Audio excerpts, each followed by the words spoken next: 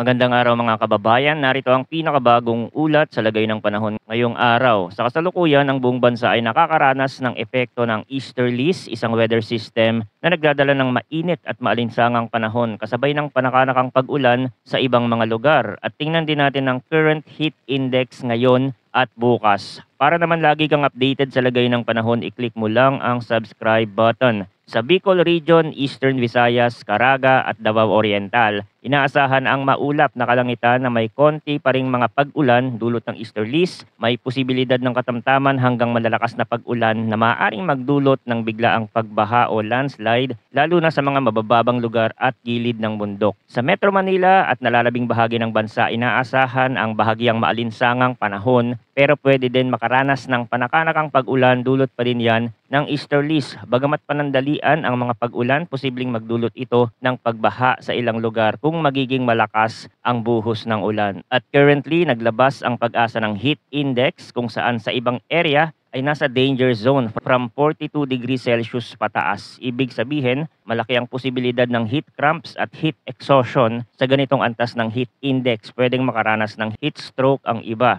Ang heat index, ito yung sukatan na nagpapakita kung gaano kainit ang pakiramdam ng katawan ng tao kapag pinagsama ang actual temperature ng hangin at ang relative humidity. Sa madaling salita, ito ang damang init o ang temperatura na nararamdaman natin kapag isinasaalang-alang ang humidity sa paligid. Kaya hindi natin pwede gamitin basta yung ibang weather model kasi iba yung sukatan nila. Sa website ng Pag-asa, makikita natin yung mga lugar na nasa danger zone. At kung gusto nyo malaman particularly kung ano ang heat index sa area nyo, pumunta lang kayo dito sa website ng Pag-asa kasi nakadetalye naman lahat dito. Katulad ng sa Science Garden, Quezon City, Metro Manila, kung taga Quezon City kayo or malapit kayo dyan, ito yung heat index nyo, nasa 46 degree hanggang bukas. Posibleng 46 degree pa din ang mararanasan. Kaya yung ibang mga lugar ay nag-announce na ng walang pasok. Sa ibang area naman, naglalaro lang sa 37 degree, lalo na sa mga taga-norte. Kung taga Pampanga ka, malapit ka sa Clark, ang heat index ngayon dyan ay nasa 46 degrees Celsius hanggang bukas yan. Sa Nueva Ecija, nasa 45 degrees Celsius ang forecast ngayon at bukas mas mataas, nasa 49 degree. So depende sa lugar, hindi lahat ay apektado, kaya mas mainam i-check nyo dito. Or lagi kayong manood sa mga weather update natin. Tungkol naman sa tropical cyclone threat, wala tayong inaasahang sama ng panahon ngayong linggo